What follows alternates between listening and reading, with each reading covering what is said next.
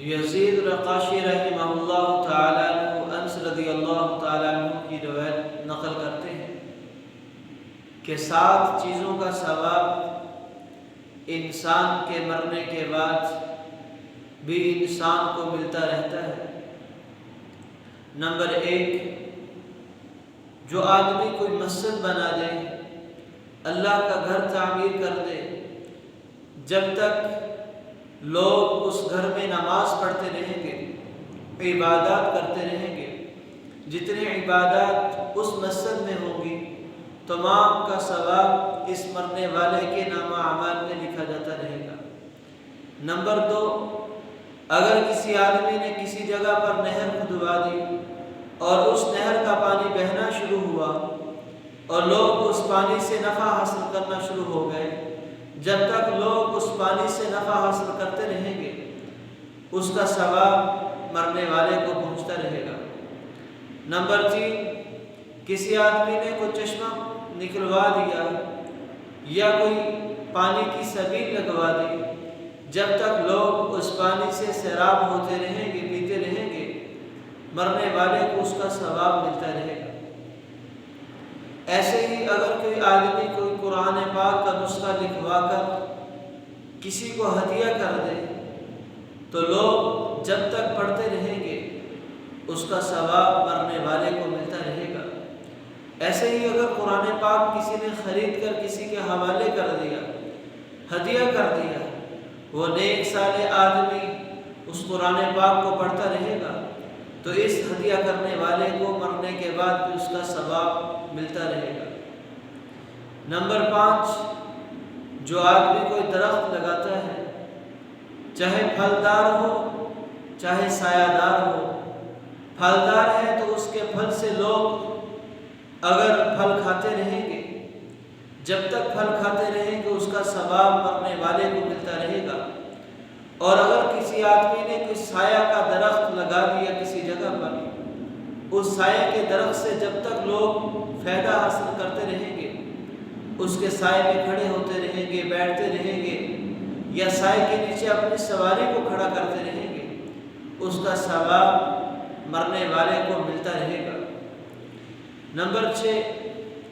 وہ آدمی جو لوگوں کو دین کی بات اللہ کی رضا کے لیے بتلائے،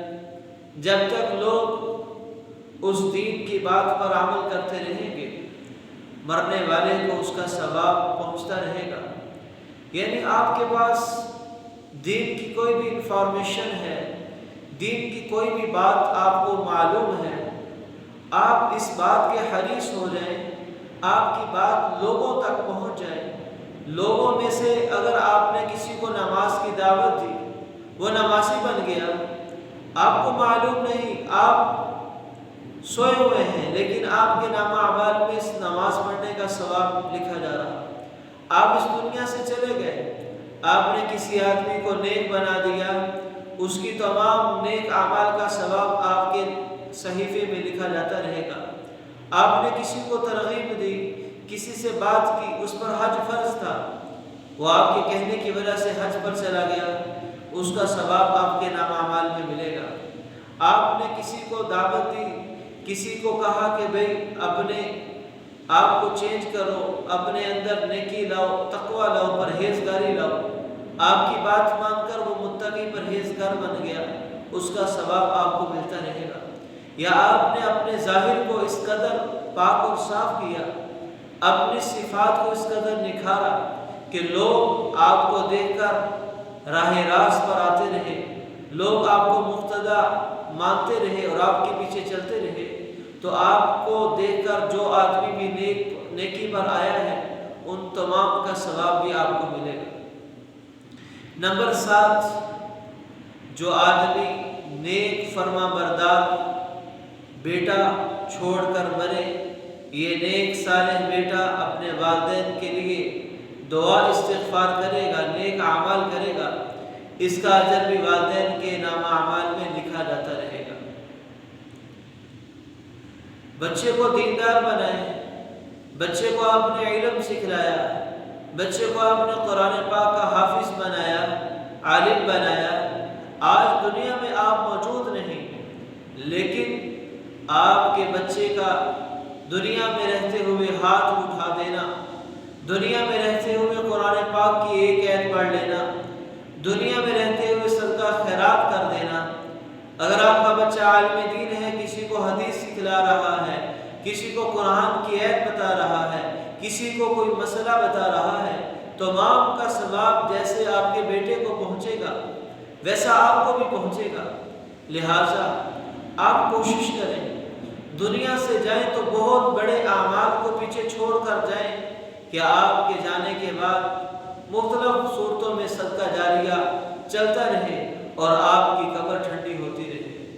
آپ کی قبر میں نور آپ کی زندگی میں کیے ہوئے اعمال کی بقدر آئے گا، یا آپ کی قبر میں نور ان اعمال کو جو میں نے بیان کیا ہے یہ اپنی زندگی میں اگر کر کر چلے گئے تو ان اعمال کا نور، ان اعمال کا ثواب آپ کے نام اعمال میں آتا رہے گا۔ اللہ تعالی ہم سب کو ان باتوں کو اپنی زندگی میں جلد از جلد کرنے کی توفیق عطا فرمائے۔